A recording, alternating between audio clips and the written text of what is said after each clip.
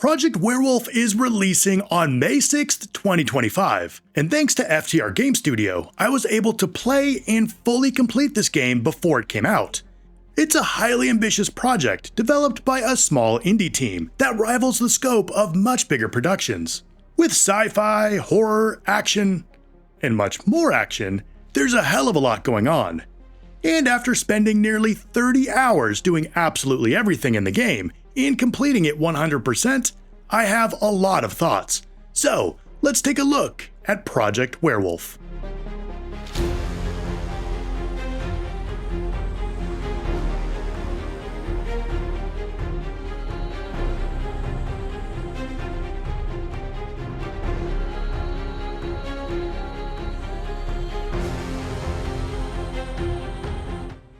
Developed by the three-person team at FTR Game Studio, though you'd be forgiven for thinking the team was bigger based on the scale of this game alone. Their prior project, Brothel of Darkness, tells you what type of games they make. Dark and sexy, with an air of mystery. And that's definitely what you get with Project Werewolf. But there's also quite a bit more. Now, there's another game titled Project Werewolf, spelled ever so slightly differently. That's coming out soon. But don't mistake that game for this Project Werewolf. That U is doing some heavy lifting. When booting up the game, you're introduced to the hero Jessica and the character customization options. You just know I love being able to customize the look of my characters, and there are quite a few options here for hair, makeup, piercings, skin tone, and some other options too. You can then explore her apartment, enjoy some hot coffee, train in the gym, and then maybe wash off all that workout sweat with a nice shower. A lot of things in the apartment are interactable, and that's something you'll feel throughout the game, especially in the couple of larger areas outside of the main missions. Soon after, Jess is kidnapped and brought to the clandestine facility far from civilization. After waking up naked and afraid, Jess knows she needs to escape. Now she has to fight to survive against overwhelming odds, navigating a sprawling space station as she slowly uncovers the larger conspiracy and learns why she's hunted by both humans and werewolves. Or is it werewolves? There's a surprising amount of story in the game, told through cutscenes, interacting with NPCs, and in the lore entries scattered across the game. The story is broken into 4 big chapters with over 30 stages in total. These will have you navigating through the sprawling facility, searching for answers and a path forward. You'll complete puzzles, hunt for weapons and items, save those you meet along the way, and find your way around obstacles. All the while, you're under threat from enemies that want to get a good look at your insides. Traversal isn't just about getting from point A to point B. It couldn't be that easy, right? Your path is often blocked, forcing you to climb over or under debris, balancing on precarious beams, or making leaps of faith. You'll even need to swim through flooded sections, and dear lord can she hold her breath. And then there are the locked doors. So many locked doors, requiring you to find a key, restore power, enter a code, or solve some other puzzle to open them. Exploration and traversal are big parts of the experience. You'll want to look around every corner, check bodies, and search out-of-the-way areas. Curiosity is rewarded with weapons or ammo, lore to fill in more of the world, keycards or door codes, and of course, lots of outfits. It's endlessly amusing to see Jess skulking through the halls filled with baddies wearing something resembling dental floss. Seems awfully impractical. But I'll allow it. You know, with so little fabric, it probably makes Jess more nimble. Yeah, we'll go with that. And that's important if she wants to stay on her feet. Combat makes up a lot of the experience. You'll have access to 3 weapons that you acquire, lose, and reacquire on a fairly regular basis, including a pistol, an assault rifle, and a baton. The guns have a diegetic weapon counter on them, like in Dead Space, so you can see how many bullets you still have in the clip. And I've said it before and I'll say it again, I still can't believe more games don't do this. It's so convenient and so much more immersive than a HUD with it displayed on your guns. And that's another thing you'll notice, there's no HUD. You can press a button to see overall bullet count and your objective, but otherwise, It's just you, the environment, and the enemies.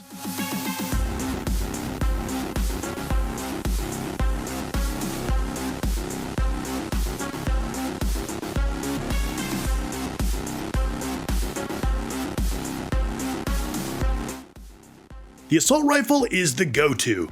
A few short bursts can take out most enemies. The pistol is a good backup, but noticeably weaker and slower, which can be panic-inducing when fighting multiple enemies at once. The baton isn't great in a fight. You'll swing so wildly that you'll be lucky to hit what you want, but it works wonders on locked gates. Now, you actually have a fourth weapon if you include your fists. And just like in real life, I do. You'll need to throw hands on occasion when you're out of ammo or don't have your other weapons. And I found bare-knuckle brawling far more controlled and effective in a pinch than the baton. Most enemies will drop within just a few shots, and headshots can take them out instantly. But ammo is scarce, so you'll really want to make every shot count. There's a simple stealth mechanic when you crouch, letting you silently take out unsuspecting enemies.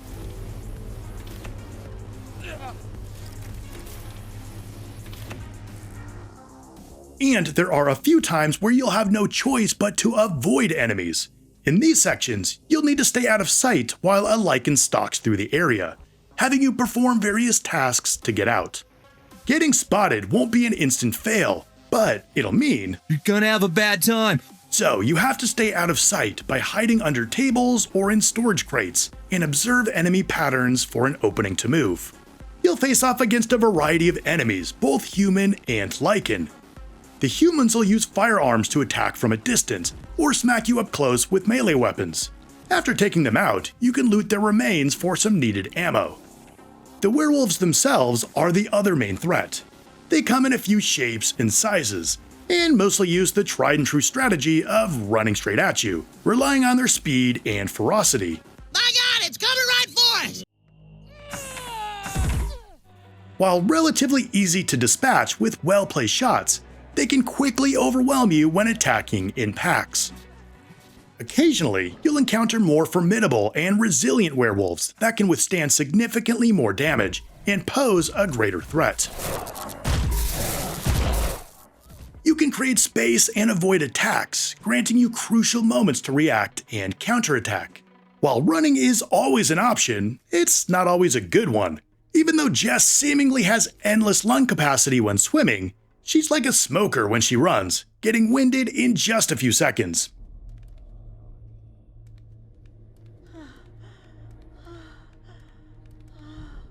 I can't make it.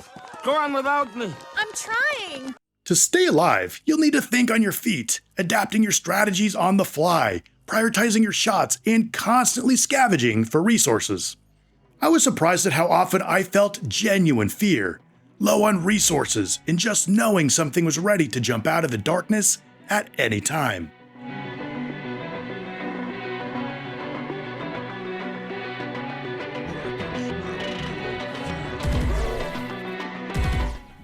As you're attacked, Jess will get marked with more and more scratches and dirt, again eliminating the need for a HUD. Her clothing will get ripped and eventually torn completely off. After taking enough damage, enemies will overwhelm Jess and have their way with her? Now you actually don't die all that often. You'll get a graphic cutscene, followed by the enemies moving on, leaving you to figure out a new approach. After this, Jess will be in a weakened state. If she gets attacked again, she'll get overwhelmed quickly, so you'll want to keep a lookout for health stations. You can also take a shower to clean off your wounds and dirt while restoring some health too. At a few points, you'll reach areas that really open up. The devs describe these sections as semi-open world, and while I don't know if I describe them that way exactly, these sections are decidedly less restricted. Here, there's a lot of things to see, things to do, and NPCs to interact with. Some of the NPCs you saved earlier will be waiting for you here, and others you'll meet for the first time. I have to say, I was surprised that there were actually side quests in the game. When you interact with various NPCs, they'll often ask you for something, like bring them supplies or help them find a cure for the lichens. There's even an escort mission. One thing I realized is while you can see your main objective at any time, your side objectives are nowhere to be found, so it's important that you remember what you need to do or risk never getting it done. You also have access to 4 challenge levels that, well, challenge you, with some combat-based diversions.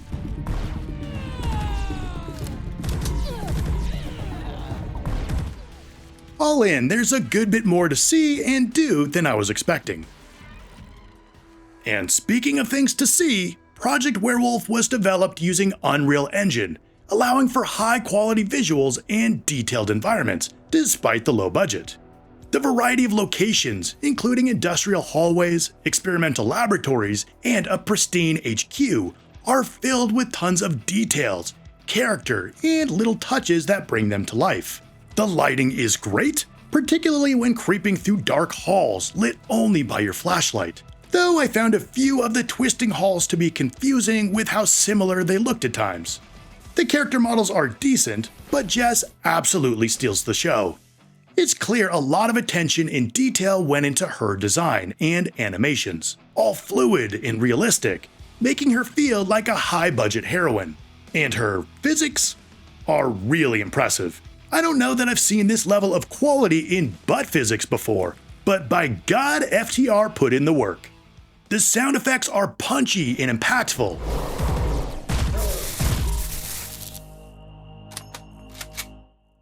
There's tons of voice acting, and I definitely wasn't expecting that.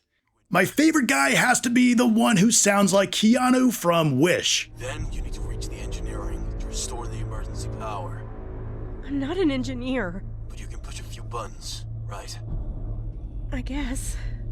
Strange things are afoot at the Circle K. Though there are some sound effects, like some of the, intimate moments, that don't quite work. Sounding more like snapping than, clapping, if you know what I mean. But the music is absolutely excellent, especially during the big dramatic scenes. And that's another high point. There's a bunch of fully voiced and animated cutscenes that add to the storytelling, including big action sequences and set pieces. Overall, this game punches well above its weight in terms of production quality. And that takes us to the other big aspect of the game, the adult content. This is one of the most difficult reviews I've put together, and that's just because of how much of my footage is unusable. I previewed this game in a video about fanservice games coming out this year, and yes, there's a lot of fanservice, but a lot of this game goes far beyond fanservice.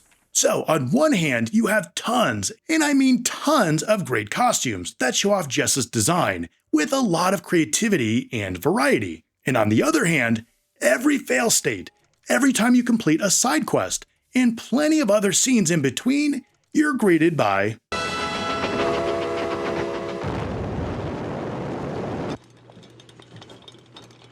What do you think Mom and Dad are doing right now?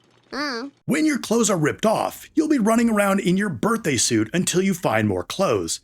And that's not to mention the designs of the Lycans. The females are stacked, and the males, well, let's just say it's clear. Wolfman's got nards! The completion process isn't too daunting, but I wasn't expecting this game to be so big. That's what she said. There are 36 achievements in all, most of which you can unlock simply by playing through the story. Some you'll earn by talking with NPCs and completing side quests, and you'll need to make some decisions. But knowing what type of game this is, the decisions should be pretty obvious. And the last few achievements you'll get by performing tasks, like exploring various areas in the HQ. The most important thing is to be thorough. Check out all of the explorable areas and interact with everyone. On my first run, I missed a few of the side quests since it wasn't always clear which NPCs you need to interact with, so I had to complete a second run. If you're more thorough, you can unlock everything in a single run. Expect around 20 hours to do everything. I spent just shy of 30 hours going through twice. And the cathartic second run, where I knew all of the puzzles and enemy locations, was awesome. After finishing the story, you can unlock a free roam mode that lets you explore the open areas and knock out some of the side missions. I tried both keyboard and mouse as well as controller, though I'd recommend the keyboard and mouse. The controller generally worked fine, but felt clunky when interacting with the various door codes and data logs. FTR Game Studio is clearly made up of talented and passionate developers. The game's self-funded, so they have full creative freedom to realize their vision. And you can tell nothing's been compromised or watered down. Like, at all.